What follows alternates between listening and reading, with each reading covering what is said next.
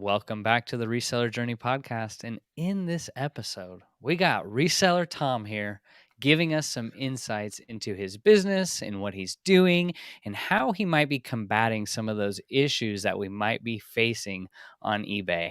What's going on? What's going on, Bo? Thanks for having me. Appreciate it. Yeah. So I just want to get into it. What are some problems that you're seeing on eBay and kind of what are some things that you're doing to kind of overcome some of those problems? Yeah, so I've been doing this for about 12 months. I just hit my first year on August 26th. And I'd say when I first started, I didn't really know what I was doing. I didn't really know good brands. And so like when I first started, I would pick up a bunch of like button-up shirts and like some of them would have stains and holes. I didn't really know how to inspect the item. I didn't really know good brands. Like for instance, I'll get like Merona button-up shirts. It just takes forever to sell. So I'm looking at it right now. I have this, and then I just have I'm looking at like 200 button-ups that have been sitting there for, I'd say like a year. Some of them sell, but for the most part, a lot of them are sitting around. And like I watch your videos. Title, SEO structure, extremely important. It's definitely helped me like sell a bunch of them, even though they're lower tier. However, like my main focus is just getting better items, really good brands, and then stacking different factors with those brands that have higher sell-through rate. So yeah, when I first started, honestly, like it wasn't going too bad. And I was really lucky because I started when everyone was experiencing that initial slowdown. Because like during like the lockdowns and everything, like with the stimulus money, everyone's store, from what I hear, was like exploding. So I started like right when everything was slowing down, which I'm really fortunate, because if I were to start when everything was blowing up and then like we see that little eBay crash, it would maybe like I wouldn't be here, but I've experienced like the hard times. And so like for me, it wasn't really ever a huge issue because this isn't my first like business.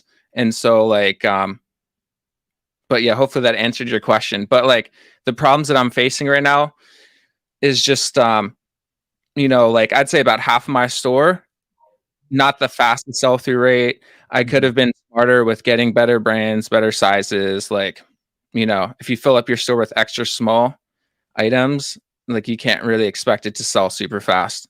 So a lot of my items, I didn't really do good research with sell-through rate and just like making sure that the item was in demand. So I'm sitting on a good amount of items, but it's not necessarily eBay's fault. It's like my fault for not really getting a higher tier item.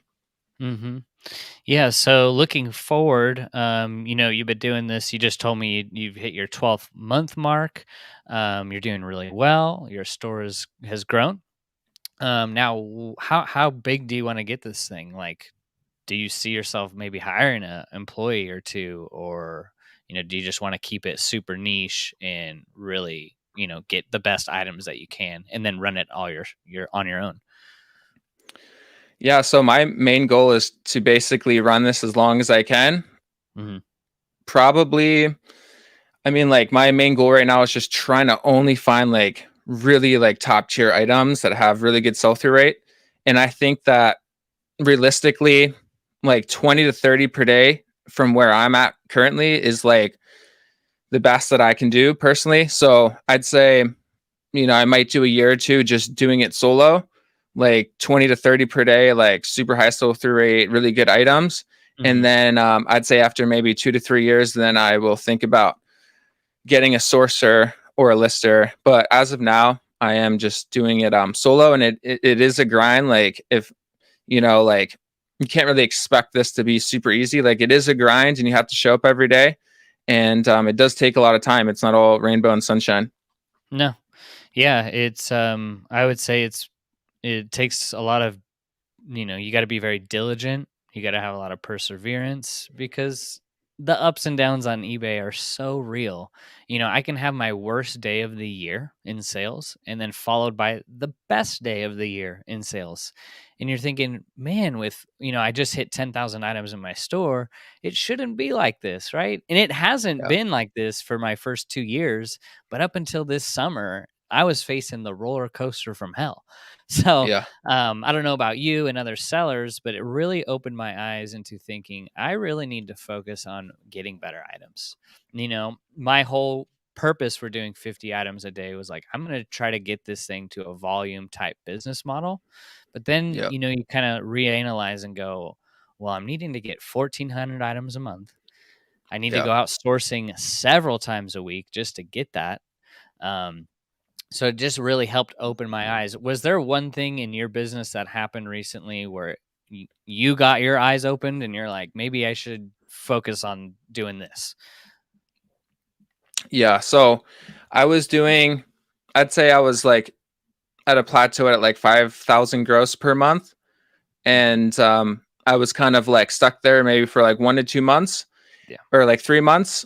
And at that time, like I go to the bins, I'm here in Hollywood. And so, I was going maybe once, twice a week. And that was allowing me to reach like 5,000 gross, which I'm very fortunate with. Like, that's great. However, like I really wanted to take it to the next level, like 10,000, like minimum is like really where I want to be at. Mhm. And like 10,000 gross. And so what really like changed the game for me was just going every single day.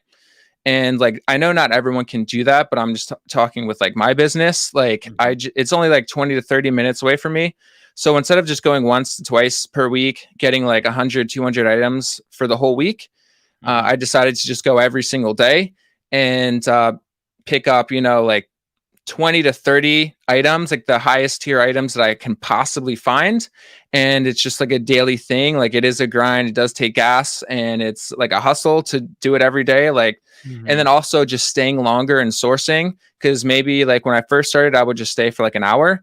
And now I'm staying for, 3 to 5 hours per day. Mhm. Sometimes it is an hour because sometimes the bins are doing really well and I can just walk out with 20 within like an hour to 2 hours. Mhm. But the reality is like not every day is like that. And so sometimes it can take like 3 to 5 hours to get to hit my goal of like 20 top tier items.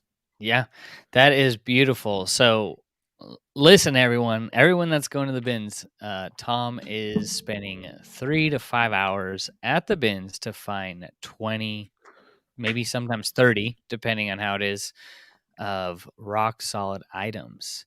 See, my whole strategy when I went to the bins was that I want to get done as soon as possible. I don't want to be there any more than I need to. And I would come out with 150, 250 items and I'd be out in an hour to 2 hours. But there's a problem with that because those items, half of them are not good. I shouldn't even be picking them up at all, you Yeah. know? And I only have so much space. So I kind of reanalyzed my business going, well, how can I maybe source more or longer and maybe take a little stress off of the listings and the photos? Um, so I totally get and resonate with that. And I think a lot of other people during the summer also felt the same. Like, who really wants this old Navy shirt? You know, like Yeah. not a lot of people. So it really need to focus on developing brands and strategy. So what are some brands maybe that you've come across in the last few months that you're like, man, I've been passing this up, what have I been thinking? Is there any maybe list a few brands that you've come across that's like, whoa, I really need to be focusing on that? Yeah. I'll mention the brands, but also like finding things that just look really cool. Like, look at this. Oh, Hmm. almost knocked that out.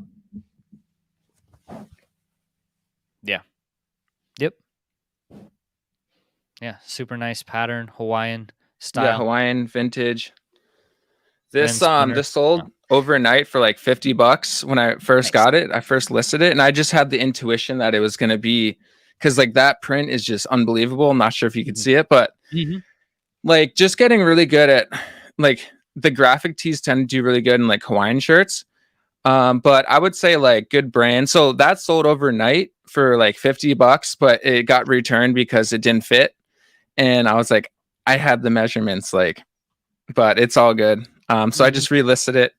But I'd say really good brands like so I'll go over like some of the common brands that I'll find Hmm. like I'm wearing these joggers right now by Mac Weldon, which is a really good brand. Hmm. And so I like that brand. I like I like obviously Arc'teryx. Like I only found that one time, and it's like it was a jacket, and I sold it for like $200 to $300, Mm-hmm. and it took maybe um like maybe like a month or two to sell, Yeah. but that was a pretty good deal. Anytime I find Harley Davidson, Mm-hmm. um, I mean later we can go on my solds and see or what I newly listed, but like I just sold Polo Ralph Lauren Madres plaid. It's like a very interesting plaid Mm-hmm. that is kind of rare, but it goes for like 40 to $50 on eBay. Yeah, right there. So So here's that's your like store. Mm-hmm. that's like a very interesting plaid that I guess is very in demand. And yeah, anytime you find that type of plaid, it does really, really good on eBay.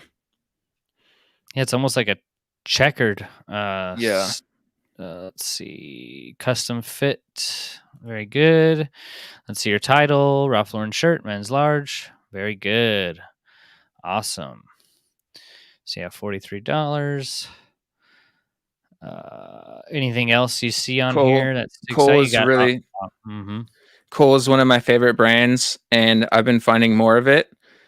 And so yeah, like anything cool I'm gonna get, anything Prana, Prana, I'm gonna get. I'm a huge fan of the outdoor brands. Mm-hmm. And so yeah, Cole is just amazing. It sells for a higher ASP, Prana, Prana. Believe it or Mm-hmm. not, Gold's Gym is local to my like Venice and like Hollywood, California. Mm-hmm. You'd be surprised. I always sell Gold's Gym stuff. Like so it's different for everyone's like location. There might be something that's good for your like not everyone's going to find that, but everyone probably has that type of brand within your location. And so for Yeah. me, it's Gold's Gym, and that Mhm. sells all the time, like within like a couple days. It's weird. I do really good with Adidas joggers for some reason. Like Mhm. it's light. So at the bins, it only costs me like $3. And so for Yeah. my bins model, I try to find the lightest, highest ASP, fastest sell Mhm. through rate items. That's my strategy at the bins. Okay. Lightest, yeah. So cheapest, highest sell through rate item that has the highest ASP is like my main prerogative when it comes to the gym, or not Mhm. the gym, sorry, the Yeah. bins. The bins, I, yeah. I really like finding like quilted puffer jackets by Yep. like Marmot, even if it's Columbia, like the outdoor brands, Outdoor Research, Mountain Yep. Hardware.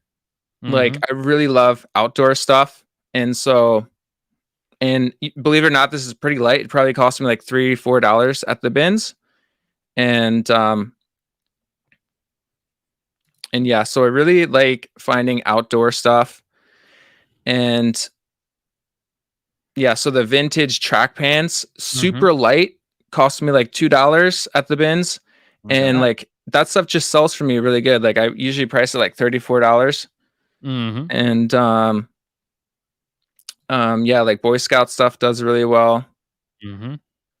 I Yeah. list like jogger stuff all the time. That Couple Polo Ralph joggers. Lauren is good. Yeah. Like the rugby shirt, like the long sleeve rugby shirt stripe does really good. Yep. And then this one was a short sleeve, but it's like thicker and it's like a rugby, like the Yeah. collar is different. And the thing that really differentiates, you can't really see it here, but if they have rubber buttons, the buttons are Yep. usually white and they're rubber, I think so that that one, will yeah, was I classify it. actually have it right here. I can kinda see it. There's a white button. Alright, you got it, nice. Alright, so Yep. yeah. Oh, yeah. Yeah, you could tell, you just by, like, feeling them. You're like, "Oh, these are different." So then that would Yep. be a great keyword, rugby. Yep. Really Yeah, good those keyword. good stuff. I mean, yeah, quite a few joggers.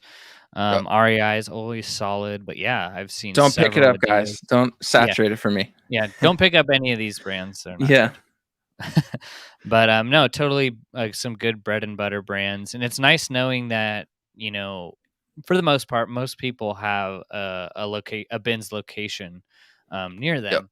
So, while, everyone's not gonna find a bunch of Adidas joggers at their location, it's good to know that you don't have to break the bank to get inventory. Yep. So what is your strategy for maybe some of those older items that you listed in your store that aren't good? Are you like marking them down? Are you fixing the price? Because I do see some lower price sales here. Looks like you had a markdown going. Yeah. So when I started my YouTube channel, my main thing was all about going back, fixing your old listings, because Hmm. when you first start, you really just like I had no clue what I was doing. The keywords, the titles were all um, out of order, and so what I really recommend, like people in the comments will be like, "Oh, we'll just list new items," and you can do that. But if Hmm. you have an extra hour and you really want to go in and just fix some of your older listings, you could just make sure everything's SEO optimized. So like I know you go over this a lot. So it's like the like the brand. So like Polo Ralph Lauren Hmm. shirt, and Hmm. then the gender, men's size, medium, blue, and then Oxford fit or whatever like the keywords are. Hmm. And finding new keywords as well. So instead of like just like casual and like you could do like athleisure and like adding Hmm. in new different keywords that are up to date, because a lot of my Hmm. keywords are just like simple like casual and like Yeah. adult, and I could fill in those titles with like better keywords. 100%. Yeah. I've been kind of using this list recently. You can or you can't. It's up to you. But Vendu did a kind Yeah, of it's more really of good. a study on Instagram, TikTok, and trending hashtags. While it might or might not work on eBay, it's just good to add in these trending keywords that people are talking about. And if they're talking about them on TikTok and they're talking about them on Instagram, then they are going to be searchable on eBay, since eBay's algorithm is a search based algorithm. So if you just type in Vendu keywords on Google, you can come up with this guide, and it just goes over all the different styles and trending keywords like bohemian, very in right now, boho chic. You got cabin core. You got a bunch of these not silly words, but interesting words, I'll say. But Yeah. this is what the younger generation like. I say that like I'm 800 years old, but like the 18 to 24-year olds are using more of these grandpa core, grandma Yep. core, and that's what they're using. So that's what you want to use in your titles. Yep. Um, I always say like don't use the plain Jane keywords, and I had a bad habit of that, of like long sleeve, collar, cotton. It's like those are usually item specifics, so those can be searchable. So use the title for keywords that aren't in item specifics, like classic core, things that are actually searchable that people are looking for. You said Harley Davidson stuff earlier, biker core, biker, grunge. Those are great keywords. Um, so actually, I just want to Yep. get into the And chat it's weird here. because like even if like you just switch out one keyword, you Hmm. can like sometimes you'll just get a sale within like the next 24 hours just by making just a simple little tweak to Yeah. your listing. It's really strange. Like I'll have items that have been sitting around forever, and then Hmm. I'll just go in, I'll take like 30 minutes to an hour, and I'll just like, even if it's just switching some, like for instance, if I'm like board shorts or whatever, instead of like surf, I'll put surfer, or like some, Hmm. I'll just change it a little bit, and like Yeah. it's really weird, it'll just like sell. And so like what I'll usually do if I have time, like at night, instead of watching Netflix and chilling out, what I'll Hmm. do is I'll just put everything on the bulk editor and just go through all the titles and Yeah. kind of just change some keywords, make sure the SEO is right, making sure Hmm. it's congruent. So if the item says large, making sure that it's actually in the item specifics, making sure everything's congruent. Because when I go Hmm. back to my old listings, a lot of it's all wrong. The color is different from what the title Yeah. says and all that. So Yeah. I think it's worth it. 100%. And I think a lot of people think that they need to go into each individual listing. And what Tom was just mentioning is you use the bulk editor. It's a tool, it's there to bulk edit your listings all in one batch. So if you want to redo some of your title structures, just go into your oldest listings, select 10 a day, and then edit those in bulk. And then you could just knock them out. I mean, heck, you could probably watch Netflix and do that at the same Yep. time. But you're so on point with when you're just starting out. some of your item specifics won't match. Maybe it's a Yep. size large in the title, but you have size small. And you know what that's going to do? That's going to increase your bounce rate on that listing. And that's what really hurts your listing. That's what really suppresses your Yep. listing, because when people are clicking on your listing and then clicking off, and they do that repeatedly, what is that Yep. telling eBay? It's not converting the sale. So therefore, they're going to suppress the listing, Yep. no matter how much you promote your items. So go back, fix those item specifics, double check that you got your size type right, the color right. And that's something you could do for free. So you Yeah. don't need to pay for some course or anything. Just start working on those basics. So now, um, you talked about what you're doing with your older inventory. Are you just mainly sourcing from the bins, or do you want to get into other ways to source, maybe storage units, or how do you see that playing out? Yeah. So honestly, it's just with my situation, like Hmm.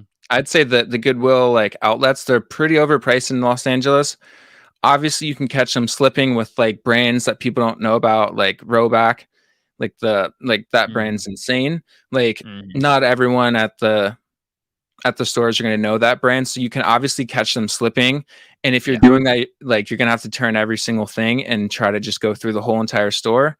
I know like the top people that master the thrift stores, they literally have nothing unturned. They'll go through the whole entire store, like Hmm. men's and women's section, and Hmm. just kind of go through everything. And like I said, like it just take like you can't just expect to go in 10, 20, 30 minutes and expect to like come out with a bunch of stuff. I think it takes longer, and you should spend more time really just trying to go through everything and taking longer sourcing, and then that way you can spend less time shipping and packing and doing the volume model. Yeah. And there's nothing wrong with the volume model, it just takes more time. And I think that we would all agree that like we would rather have more time, make the same amount if not more, and do less work. Yeah. And so 100%. Yeah, even if time is your currency, right? And whatever you spend your time on, that's what you bought. So if I'm spending my time shipping out $4 profit items, but I could spend maybe more upfront time sourcing, yep. and now that changes everything. I'll take for example, there's a guy in our Patreon that just started his store. He has about 2,000 items. His cost of goods is probably between $3 or $4, but he's selling half as much as what I'm selling, but selling the sales is the same. So how nice is that? Yep. Is like you, instead of pulling 20 orders to ship out for the day, he only needs to pull 10, but he's making the same amount of money. Yeah. So that's the cool part, is that this way to sell, whether you want to sell clothing or whatever, it's up to you whether you want to choose volume or quality. And I think quality can really outlast, especially what's going on in the economy or whatever. If you have quality items that are in demand, it really doesn't matter what's going on, right? Yep. And I really noticed that this summer.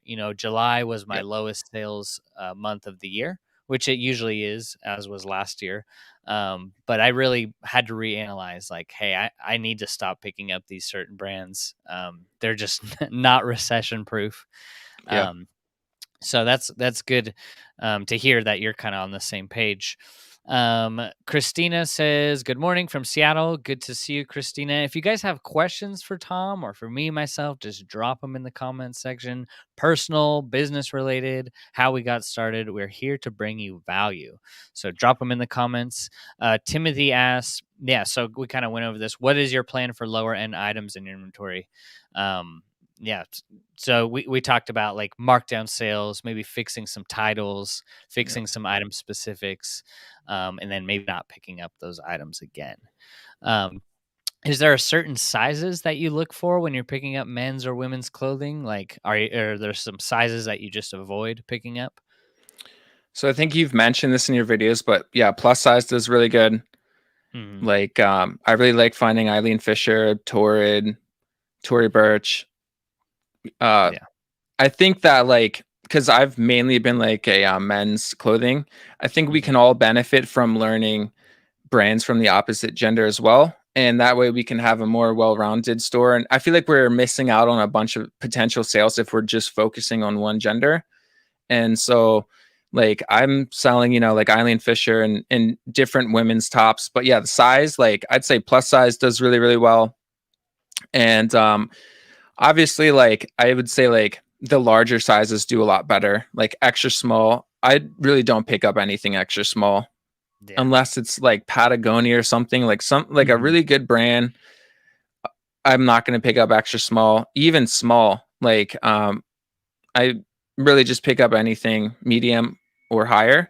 Mhm. But yeah, like extra large, 2XL is usually the range that I like. I don't really go for the 3XLs, 4XL stuff. Mhm. Maybe Yeah. missing out on some money, but I just feel like for It's my a little store, smaller. it's kind of sits around a little more. Mhm. Yeah, you gotta think, like, how many people are wearing a size 44, 32, Yeah.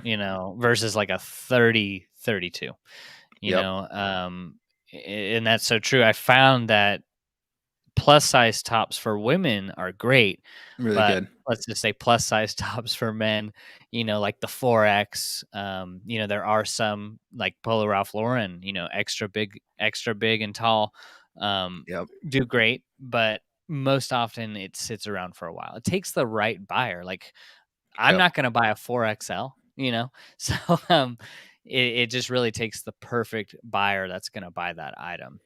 But yeah, that's Yep. good, and that is a good strategy. Just focusing on what people are wearing. Like America is not so slim and fit anymore like we were in the 70s. So you're going to see a lot more people, you know, 50% of America, I think, is obese. So maybe you want Yeah. to focus on more of that niche category. I sell a heck out of Lane Bryant, and Yeah. I appreciate Lane Bryant. So thank you. um, And yeah, so fabrics are really Timothy, I hope important that too. answered the question. Oh, what was that? Sorry. Yeah, fabrics are really important too, like silk, Mhm. cashmere, like those fabrics can really go a long way as well. And I pick up a lot of like if it's a good brand, I'll pick up if it's like somewhat a good brand, if it's silk, like I'll really consider it. I'll maybe look up the sell through rate, but if it's like Eileen Fisher silk or Eileen Fisher wool, like those are going to sell really good. And also like chambray, like different colors, like Yeah. chambray and denim type pearl snaps. Like Mhm. you can get a solid, like the one level up would be like a plaid button up. One level Yep. up from that would be a pearl snap solid. One level up would be a plaid pearl snap solid with two pockets. Like Yep. there's like levels to the things that you want to source. And so Right. even if it's not the best brand, if it has all those factors in it, Yeah. then I'll really consider it like a plaid Wrangler pearl snap, or if it's chambray, like I'm gonna pick that Freshwater. up.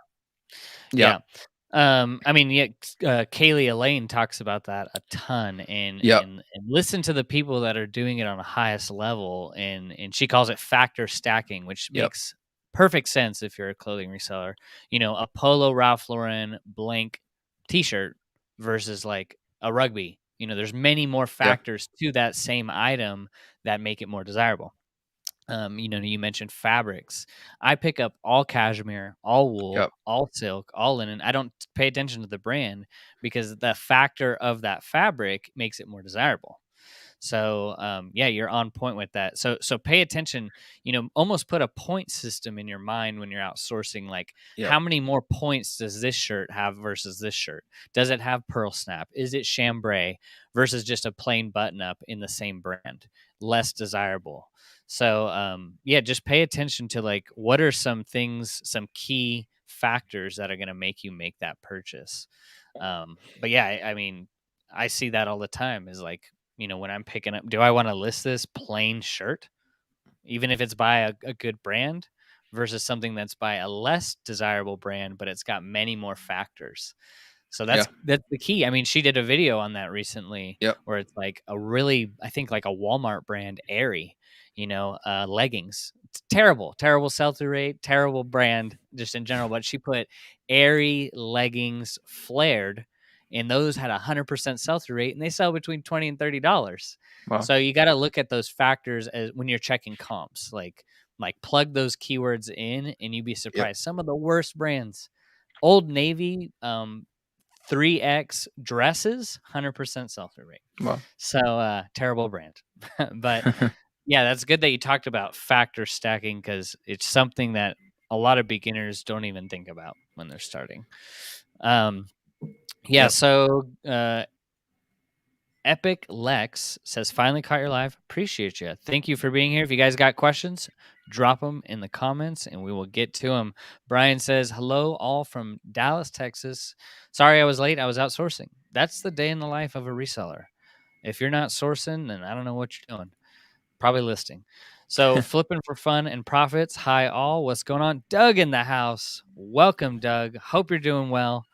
How was that rummage sale? I know you were at a rummage sale today. Let me know how it went. He does such a good job at rummage sales. Do you do that, or do they have them in LA? I don't even know what that is. Like, Yeah. I'm So just yeah, focused on one thing. the bins, yeah, which is good. But yeah, rummage sales, like community church Oh, sales. nice. You know, not only is your money going to a good cause because they're trying to Yeah. help the community, but they're like giving this stuff away. $1 a bag, Wow. $10 fill a bag, Wow. and you're finding good stuff that you probably would be not able to find as easily at the bins. So people are killing each other for it. But yeah, go on Marketplace and just type in rummage sale. It's a great idea.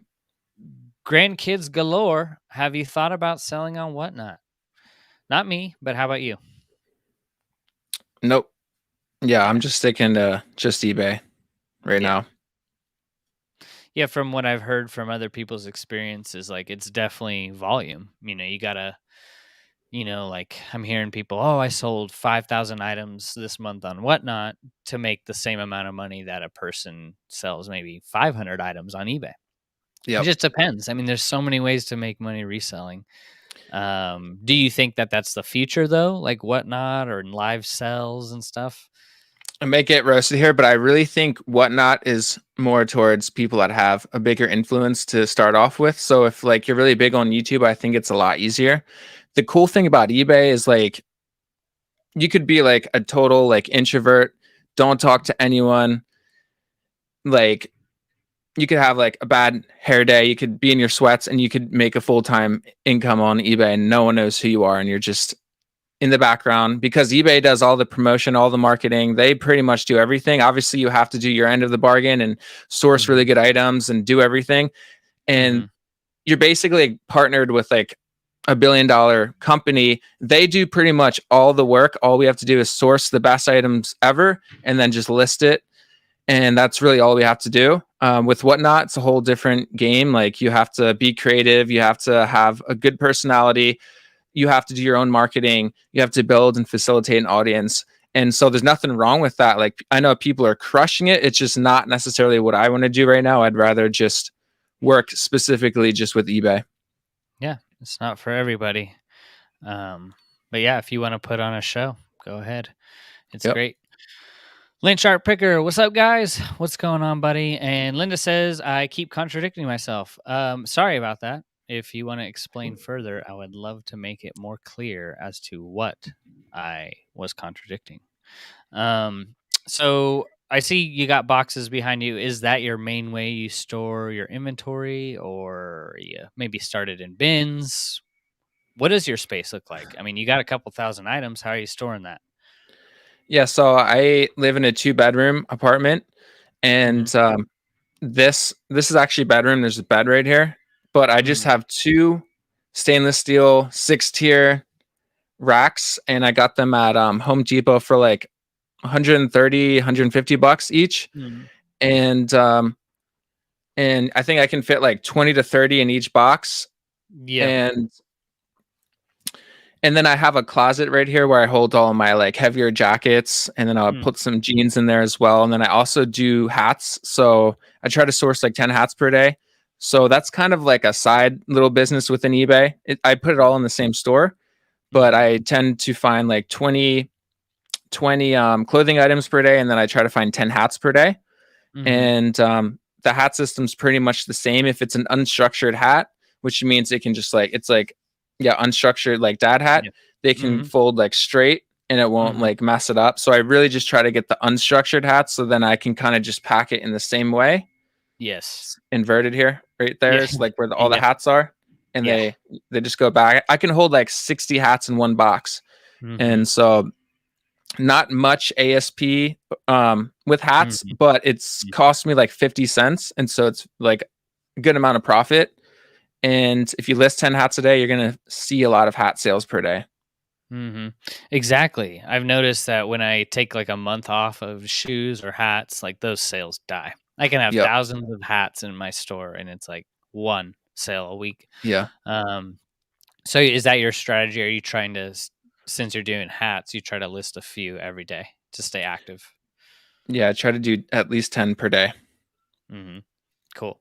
Yeah, a lot of money to be made in hats. So now I want to speak on, maybe someone that's maybe hesitant getting into clothing, or maybe they're looking to start an eBay business and they just don't know what to do. What would be like one tip to those beginners out there to really focus on, to really put their right foot forward to be successful? So, like, it's really easy to go into a thrift store and just buy everything and spend a bunch of money and not looking up sell through rate and all that stuff. So, I would say, like, slow down. Make sure you have a part time or full time income already.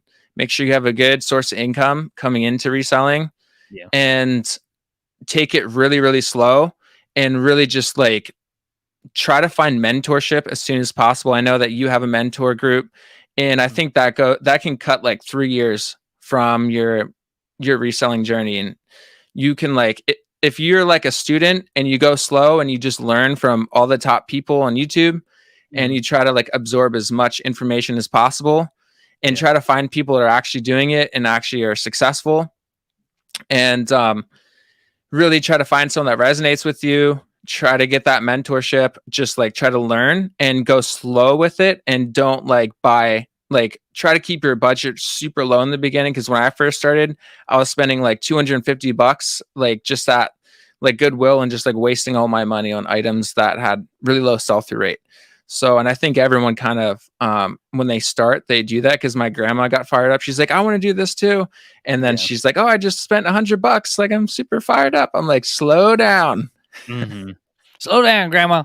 Yeah, 100%. eBay is not some type like get rich, oh man, I just, have, 50 sales a day right off the bat. Like it takes Yeah, a long time. Like you said it took you 8 months of listing every day to start to see, what was it, 5,000 or 10,000, right? In yeah. gross on your So, every month.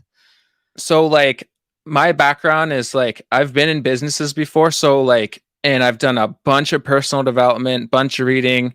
That has Hmm. gone a long way with my mindset and not quitting because it wasn't like if I had zero personal development, zero like working, I've been working on myself since I was like 18 years old, doing businesses, being an entrepreneur, like so the mindset goes a really long way with business and like you have to establish a bulletproof mindset. If you don't have that, it's super easy to quit. Yeah. It's super easy to get down on yourself. And so like I came into it already like with like Jim Rohn's like one of my favorite mentors. Yep. And so at a really early age, like, and I saw like Bob Proctor live Yep. speaking and so like that really helped me a lot. And so yeah, so for me, like I went too fast, but then I kind of caught myself and I was like, I'm spending way too much money. Now it's time to just learn like from the best people. I actually saw a lot of your videos when I first started. Mhm. Marcus is awesome. And yeah, like Kaylee Elaine, all those big YouTubers, just learned like tech and sports, like just learned from these people. And I think that really helped me a lot, just like take things slower and just really come into it with a smarter mindset opposed to like not learning. Like that's the best thing we can do. Mhm. So for someone that's new, slow it down, learn from mentors, and yeah, just go slow. Yeah. I mean, we could do a whole nother podcast on mindset, but Yeah. it is my belief that we should always be working harder on ourselves than we do at our work or our job, because it's the skills and the values that you put in yourself is what makes you valuable. You talk about Jim Rohn, and one of the quotes that really resonates with me is like, you want a above average pay, but you want to remain a below average person. And it just doesn't work like that. Like, you really got to develop Yep. skills, and skill acquisition is key in a world that's ever changing, right? So Yep. that's why we always, on my channel, I am always talking about, hey, learning new brands. I'm learning new brands. You can do this for 50 years and still learn new brands. So it doesn't mean Yep. like, you stop learning at any point. You always just keep refining your learning, and you're so spot on with the mindset, because if you don't have a good mindset about, how you see the world is the world that you see, right? Then one bad day of slow sales or one bad day of sourcing is going to knock you down. Yep. That's what builds character and refines you as a human. That's why I think eBay is a great way to multiply money, but definitely don't think as eBay is like, I was born to do eBay. Like, you guys were born to do so many more great things. Just look at eBay as a way to multiply resources and build other businesses. Where else can you go to buy one thing for $1 and sell it maybe sometimes the same week for $20, legally, right? Like, that's a Yep. legal thing. And it's an opportunity for people to maybe leave their part-time job or full-time job. Just don't do it right away. So talk about when you first started.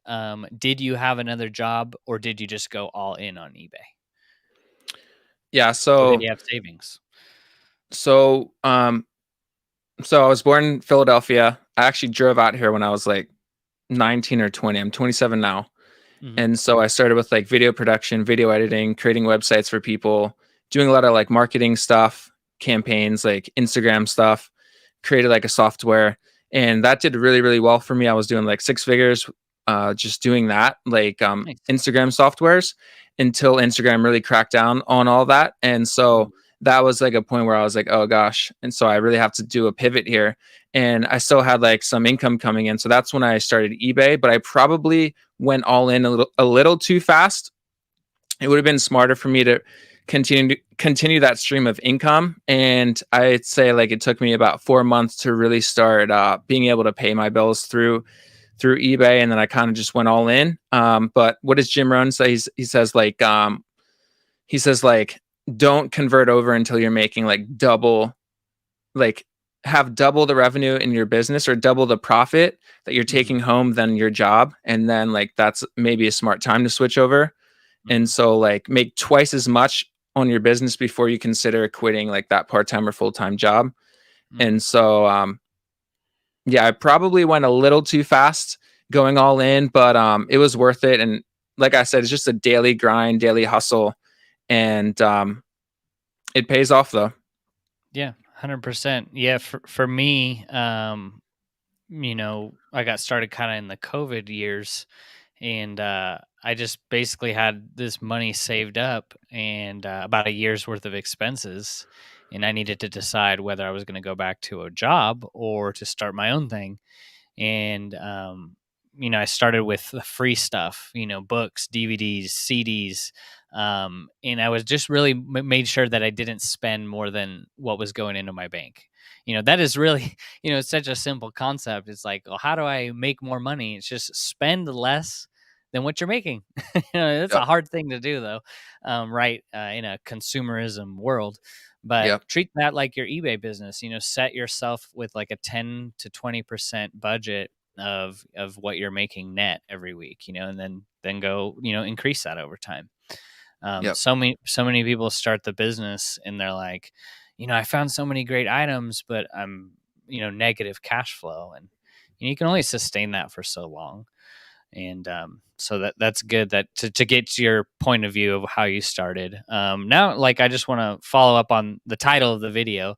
Like, do you think, as far as like what's going on eBay, do you think that is eBay even worth doing? Like, with so much competition out there, people say it's saturated. Like, if you were starting over today, would you still put effort into it? Yeah, I mean, like it only helps us when people quit, right? Like but the truth is like it's not, it's not easy, and like I'm gonna do this no matter what, just because like we like probably the same for you. Like we just have that mindset. We know it's gonna work out. We can't just quit when times are hard if there's like glitches and stuff. So like I'm gonna be doing this no matter what. But yeah, if like I think it's absolutely worth it if like I said, you have steady cash flow already and you're a student, you're willing to learn how eBay works. And I think eBay is very easy when you only put in really good items. Like it could just be like 5 to 10, 15 per day. But if they're all really, really solid items, really good sell through rate, I think that like it's going to be like not everyone can do it, but I really think that someone could come in from scratch. And if they had some guidance, they could come into it. And if they were just only listing really good items, then it's going to work no matter what. Like if you're only listing high in demand items, it's going to work no matter who you are. And it could be your first month. Like you could come into this and you could have like a huge month. Is that going to happen with everyone? No. But if you come into it slowly, you really learn really good brands, stacking the factors, and you just like learn from people that are doing it. And you just put in really good items, you can pretty much beat like 90% of people. So I'd say eBay can be very easy if you only list high in demand, high ASP items. Yeah. Um, it's planning and preparation that really makes the difference.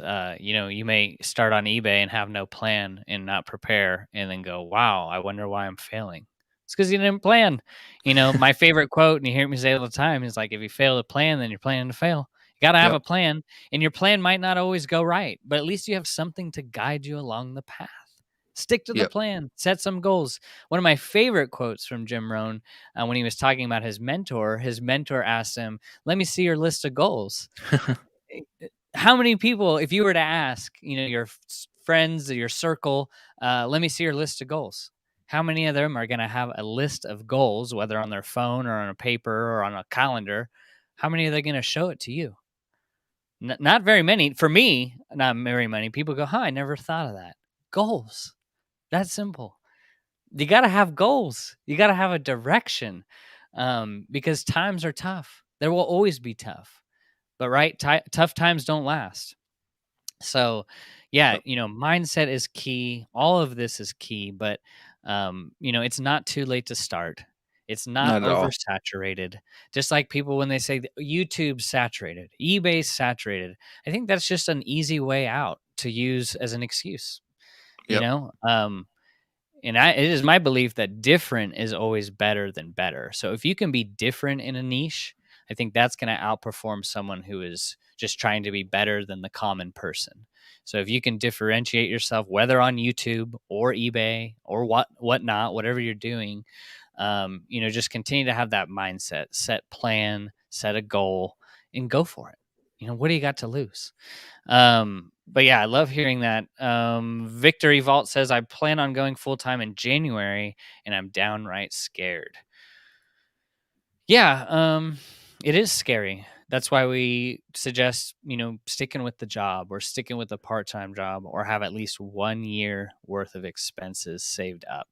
I think if you didn't have those three things, it's scary, very scary. Yep. Because you can't depend on eBay to feed you.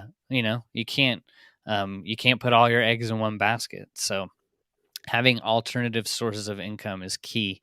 Delp Journey says discipline and consistency is very important. Most important thing. Yeah, if you put that into anything, reading, swimming, basketball, football, whatever you want to get good at, just be disciplined and consistent at it. You're going to blow it out of the water in anything you do. That's why it's important to have goals and vision to help you keep that discipline. Like, you don't have discipline if you have no vision. Vision is what keeps you disciplined. Like, if I had a vision and I have a vision about eBay and I go into a bookstore, I know exactly what books not to buy because my vision is eBay. So I'm going to be picking up finance books, entrepreneur books. I'm not going to be buying pet and cat dog books because I have a vision. So have a vision so it can keep you disciplined. And people are like, what's vision? Like, you didn't even get taught that, like, in school. Like, what is that? Vision is you seeing what could be in the future. That is the potential of your dreams in the future. So have a vision, have a plan for your store. Like, what is your plan for your store, Tom? Like, is there a limit to how many items you want in your store? Do you want a warehouse? Yeah, I'd say I'm solo, like I said, and then yeah, the goal would eventually be to create a warehouse where I have people. Like that is like an awesome vision, and then investing that money into different avenues. Like I'm with you. Like eBay is not going to be the end game, but it's a really really good vehicle to have that type of cash flow to really fuel, bigger and better things. And that's why I'm doing eBay, is just to really build something huge, like build amazing cash flow. That way, later on, I can put it into smart investments, real estate. Mhm, If I wanted to do technology, like software type stuff, like that requires mhm, money, and I mhm, don't really want investors and things like that. So my main goal would be like to bootstrap my future ventures, and mhm, that's how I've always done it. And that is my end goal. I definitely want to create something big with eBay. Like I'd say in the next year or so, my goal is to hit like 30,000 per month in mhm. gross revenue, and then yeah, just keep scaling it up. Like if I'm only sourcing good items, I think I can absolutely get there, but it's not going to be easy. Like I'm going to have to show up every single day, and it is sacrifice. Like there's areas in my life that I'm sacrificing for this, and that's just kind of what it takes sometimes. If you really want to build something huge, it's going to take sacrifice. Like I don't watch movies, I don't watch Netflix, I don't go to parties in LA all the time like I could, but I just decide to stay home and work on my craft and show up every single day, and that way I can build a very long-term sustainable business. Yeah. That's great. It's what is it? You reap what you sow, basically, and anyone could have a good time when things are going great. But when things are going great, that's the sowing. That's the not watching the Netflix. That's the saying, no, I'm not going to the party. I'm sowing seed. I'm planting for the harvest. So when things go wrong and things get tough, I can harvest. I can harvest while everyone didn't plan and prepare to plant seed. Planting seed, like learning, developing yourself. And people are wondering, man, Tom hasn't been out in so long. He hates us. And you're working, they're sleeping, you're working, they're partying, you're working. There's a big difference. So Yep. work so you can live the life that you want while other people are out. There's nothing wrong with having fun, right? But you got to have a season of sacrifice, and Yep. it's only a season. Like, you don't have to sacrifice your entire life forever, but it does take some discipline. What is the one of my favorite books, Deep Work by Cal Newport, The Art of Focus. Like, that is a lost art of, like, saying no to, all these things going on around you so you can work on yourself. That is key, not just for eBay, but in life. In an ever changing world of distraction, I want to take my phone and throw it in the mount on the off a cliff, basically. So, but yeah, that's great. And that's great that you have that mindset. Um, Victory Vault says, no coworkers and my family have no faith in me, and they're expecting me to fail, and that puts doubt in my head. Yeah, don't let that. I would not let that. Actually use it as fuel, and use it as a way to be like, no one believes in me. No one thinks I'm good. I mean, we'll use this cheesy example, but Tom Brady, I mean, he was drafted in the 7th round, terrible, looked skinny as hell, and just couldn't throw the ball, but now going down as one of the greatest players in football. So that type of mindset, use it as fuel. Like, you can do this. Everyone will say what you cannot do. And remember, critics criticize. Why? Because they're not doing nothing. They're sitting on the sideline. You're playing the game. So shut it out, get good at the game, dominate the game, and just shut out the noise around you. I think a lot of people think that when you say I'm an eBay reseller, the majority of eBay resellers are hobby sellers. They do 2,000 a month in gross sales. It's fun. Yay. I sold a whatever, a banana telephone. I don't know, whatever. Don't know why. But yeah, it's really important that if you take your business seriously, then people will see that. They'll see that you are serious and that you're disciplined, and that's the best way. I'd Prove like to them say wrong. something And too again, on that. yeah. Hmm. I've been there. When I first started my first business when I was 18, my parents said the same exact thing to me. And now they're just like in shock. They're like, wow, like you went out to LA and you're doing all this awesome stuff. And that's actually really, really normal. It's just a protection mechanism that your friends and family will say. It's nothing personal. It's just they're trying to look out for you, because obviously like not everyone is going to make it, but those that don't quit will succeed. Like as long as you don't quit and you're ambitious, you will succeed.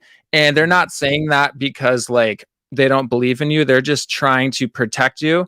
Yeah. And that's actually what everyone says. All the parents say that, Hmm. because I started businesses with other like younger kids, and all their parents would say that, like, oh, like, you're gonna fail, like don't do that, get rich quick, like all that stuff.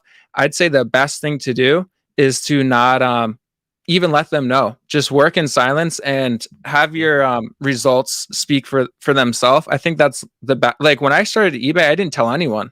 I Hmm. didn't tell a single person when I did eBay. It was just all a cold launch, and they'll like you'll get to a point where they're like, "Whoa, like what are you doing? Like this is insane." So like I wouldn't really talk about it. Just like, and also like surround yourself around really successful, like ambitious, motivated people. You can even have like online mentors, Hmm. and that's what I've done for a really long time. I would just go on YouTube and just like look at mentors, or I would just surround myself with very ambitious, motivated people. And you don't really have to tell them what you're doing. You can work in silence until like they see the fruit that you produce. Hmm. Yeah, that's 100%. I mean, what is your net work is your net worth. I know that's heard millions of times, but it is like so true. Like you are the people that you hang around with. You want to be around people that pull you up. You never want to be the smartest person in the room. Ever, ever, ever. I know it may feel great. You want to be the humble listener. You want to listen in to those um, high performance conversations. You want to be around people that push you, but also motivate you and bring you up to their level. If you can find those people, like Tom said, online, I mean, it's a great resource. And then learn from the people that are doing the things already and where you want to be. But yeah, I know it can be kind of hard, just being around family and learning, it's kind of like they're stuck in time with traditions. And all I say is that, you know, they don't, and you're right, they don't want you to take risks, they don't want you to get hurt, but it's really important that you do what you're being led to do. Like if you have something in your heart and it's like a seed, right? And if you don't water that seed, it's going to stay with you until you die. It's going to be on your deathbed. It's important that you water that and let it come out, because the world needs what's inside you. Whether eBay's the vehicle to make that dream happen, I don't know, but you really got to focus on what is being revealed to you, and don't take anyone else's word for what you think you should be doing. Ideas are so big, and they're the most important. Everything you see around you in life was once an idea in someone's mind. So you really need to take action on your idea. And you're right, Tom, like sometimes it's best just to not tell anyone. Don't tell Yeah. anybody. But if you do tell someone and they think you're crazy, that means you're onto something. They need to not even your own wife or husband should believe you. They're going to go, "You're crazy. That's never going to happen." You are onto it. Right there, you have the key. Like we are destined for big things. I think a lot of people don't realize their potential, like how far they can really push themselves. So yeah, that's why I love talking about people's testimony and how you got started, and it's beautiful. This is a great thing, and it should encourage a lot of people. But yeah, Victory Vault, I would just say keep pushing on, keep working on yourself, and you're gonna blow people out of the water. Brian Wiley says, Bo, just found your channel. I haven't heard your story. Could you give me a summary? Yeah. I don't want to take up all the time, but yes, I'll just say that we faced some tragedies, but I think that those tragedies were the biggest blessing ever. Got fired from my job in 2020, house burnt down 6 months later, lost everything, which was actually just the biggest blessing ever because it allowed me to put the pressure on to think in new ways. Like, how am I going to provide for my family? Where are we going to live? What are we going to do? And I think if it wasn't for those two things that happened in 2020, I would still be working at a restaurant. So Well, sometimes the worst tragedies that you think are tragedies are actually the biggest things that shift you to the next level. The book I was reading during all that time was a book by Dr. Carolyn Leaf called Switch on Your Brain. And it just talks about how your brain has neuroplasticity, and whatever you focus on, that's what you eventually become. It's like a a muscle in your brain that just defaults to a way of thinking. So you literally need to reprogram your brain to think good about what you think is bad. Like, oh, my house burned down. That's a bad thing, right? But if you think of, oh, well, this could be the best thing that happened to me, then you start changing your mindset. That neuroplasticity. Look it up. It's real. It's a real thing. So we never want to get caught in a train of thought. And that book really helped me get through, tough times. yeah, Remember, your tough worst times day, don't last. Yeah. your worst day is your best day. Yeah. Yeah. Yeah. So yeah. And, I linked Tom's channel down in the description below. Go check out his channel. He has a lot of informative stuff as to like what he's selling in his store, why he picks up those items, and you also have some good tutorials too. Just before you go, what is the plan of your channel, and kind of what are some things that you want to bring, content wise, to help people? Yeah, it's just all about, my experience, what I'm doing currently, and Hmm. basically just sharing what's really working for me, and at real time, like new strategies, what I'm sourcing, what I'm picking up, thrift hauls. And then I'll go over like I go over similar things to you, like title structure. I go over Hmm. like how to fix old listings and how to really like bump your older listings, like, and get more sales. So yeah, a lot of it's like how to get more sales, how to structure things. And then I also go over like basically like what I'm sourcing at real time and what I'm selling at real time. Yeah, it's beautiful. Yeah, so if people want to reach out to you, how can they? If I could put your Instagram maybe in the description, maybe they have some questions. What's a good way to reach you? So I message you on my personal, but they can reach me on Reseller Tom on my Instagram. Hmm. Okay, And that's cool. where I'll answer all of your, if you guys want to like reach out to me personally, ask me any questions, that's the easiest way to reach me personally. Is it at Reseller Tom, or maybe you Yep. can? Okay, cool. Yeah, I'll do that. And yeah, Victory Vault. Just words of encouragement. You said you were injured in a car accident, and my factory job has me in so much pain. My sole reason for making this work for me. Yeah, pain is a whole different thing.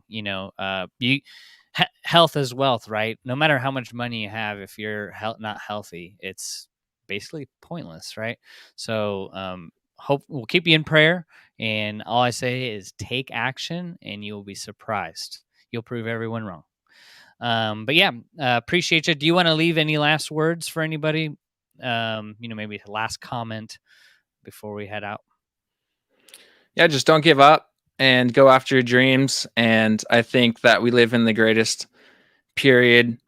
We have the biggest opportunity. Like, we live in the greatest country in the world, and we have endless opportunities. Every single person watching this right now has the opportunity to absolutely crush it and reach your dreams. All we have to do is show up every single day, be consistent, and like, you will 100% hit it as long as you just don't quit. It's that simple. Yeah. Yeah. I'll leave it with this. If you don't quit, you never lose. Even though there are some things you should quit, but we'll leave it at that. But yeah, appreciate your time, brother. Check out Tom's channel down below. Give him a subscribe, and we'll catch you guys in the next one. Have a blessed weekend. Take care. See you guys.